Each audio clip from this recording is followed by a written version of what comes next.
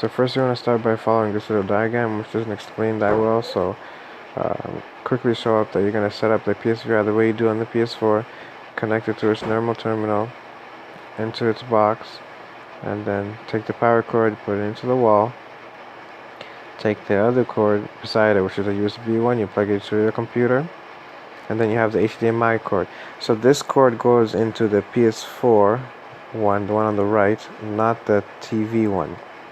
You don't need to plug the TV one into anything. The PS4 one goes all the way directly into your graphics card HDMI input, as you can see here. Yeah. Then you have your other HDMI, which needs a little converter to go straight to your PC.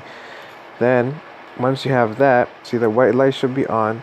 Then you'll have to turn on that TrinusVr thing, and then you make sure you turn the box on. Even though the white light was already on, you're gonna have to click that on button, so then these two blue lights will come on the PSVR headset. Then you can go in and click start, but make sure that your PSVR is facing the direction that you want it to be when you're using it, so it can calibrate the sensors correctly. Once you click start, it's going to show calibrating sensors up here, and wait for it until it starts to show numbers.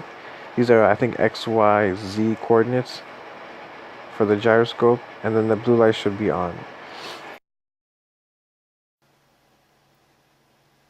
So after you're done with all this, you want to make sure you start SteamVR first. So when you start it, you'll get this little box on the side here.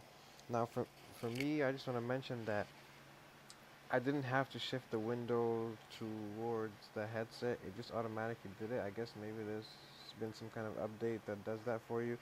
So either way, I'll show you the screen of the PSVR program to see what kind of display it's showing right now. But yeah, so you'll notice that mine says ready here, and it says SteamVR, but or SteamVR Home, but when you first run it, it won't show it like that. It would show not ready, and the reason for this is because you're gonna have to click the little SteamVR drop-down menu thing and go run room setup. You have to do this. You can't just get excited and try to play right away. So that's the first thing you have to do. It's really simple. Just follow this like 4 steps, and then after that, when you come back, it should say ready, and then you should be able to look at your headset and see the actual SteamVR Home. Now, that should cause the little H thing, I think it's called the headset, or the HMD icon, I'm not quite sure, but yeah, that should illuminate green to show that everything's working and you're ready to go. I noticed that when you leave the PSVR flat without moving it for a certain time, this turns off, the H thing turns off, or it just becomes like it's not illuminated anymore. That's not a problem. All you have to do is pick up and move your headset, and it'll just come illuminated again. So now you're pretty much ready to play. This is the settings that I used.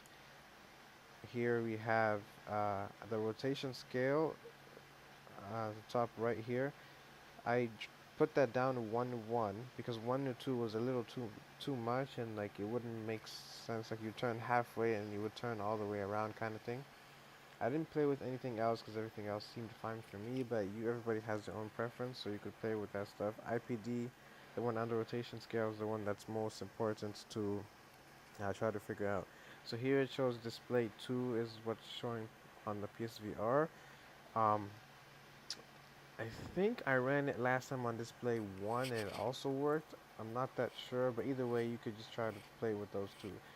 But like I said, I never had to shift any screens onto any headsets. Even when I was using the Oculus Rift, it just automatically started the game on the Oculus Rift headset without me having to do anything. So hopefully that's nothing that you guys have to do.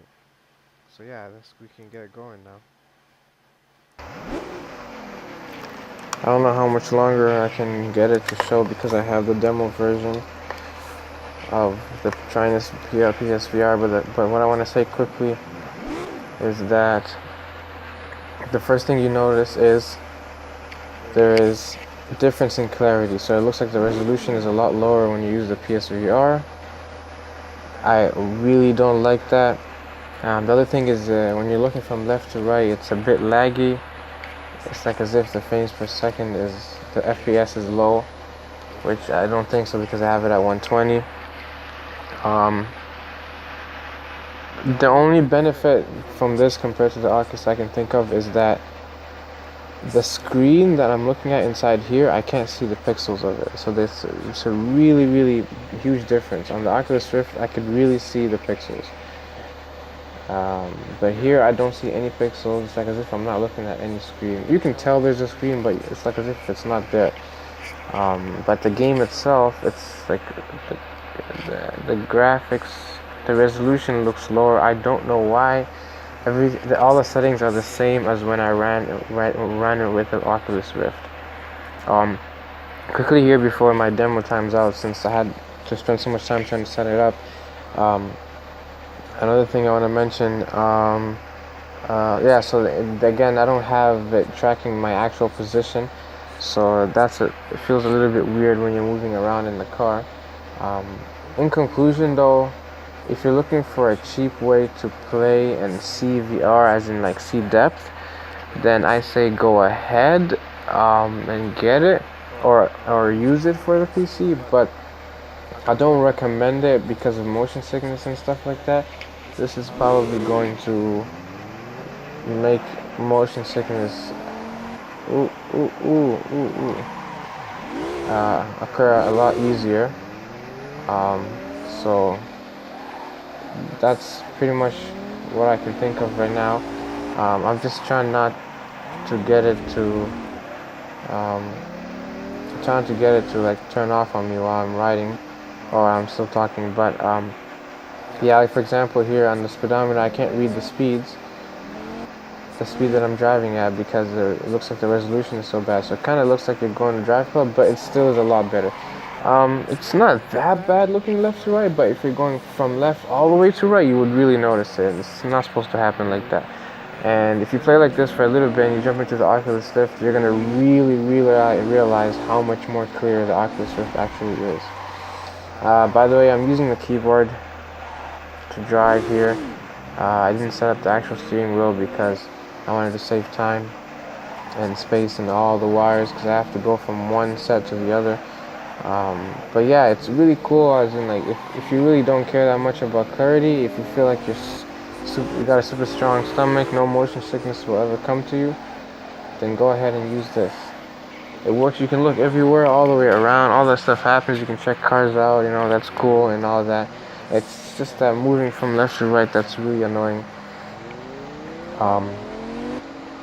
But yeah, it feels like the computer. No, actually, I wouldn't say that because I tried the Oculus Rift and it looks like the CPU usage is kind of the same. Like the overall usage of your computer is the same.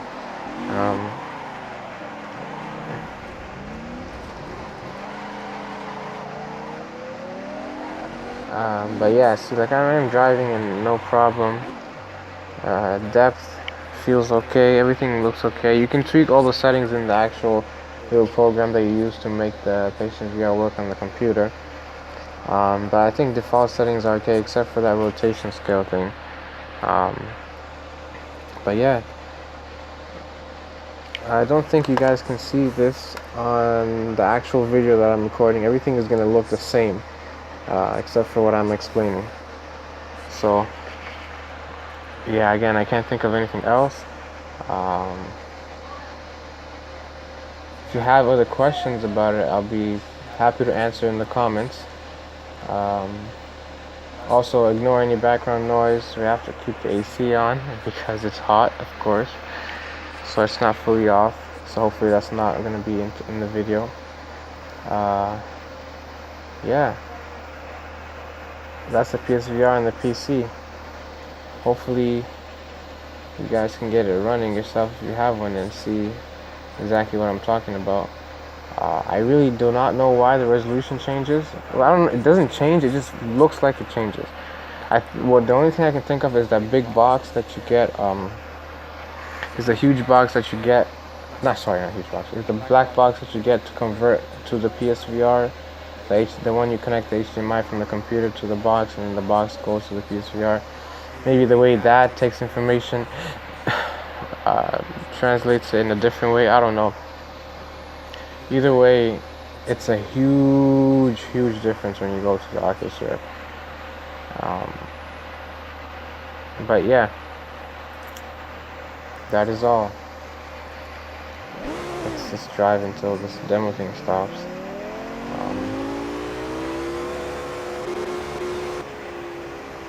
Still pretty cool though, honestly. Like I said, like if you're just gonna race and you're not turning your head that much, definitely go for this. But if you're going to drift and have to look at left and right like that, ooh, Audi R8, let's go. Is this rear-wheel drive or all-wheel drive? It doesn't feel like it's. Is this a rear-wheel drive Audi? It doesn't feel like it's all-wheel drive at all, actually. I'm using the keyboard, so I can't really tell. Ooh. But yeah.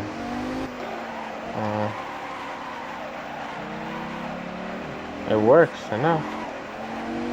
Cheap way to bypass it. Bang. Check out that smoke.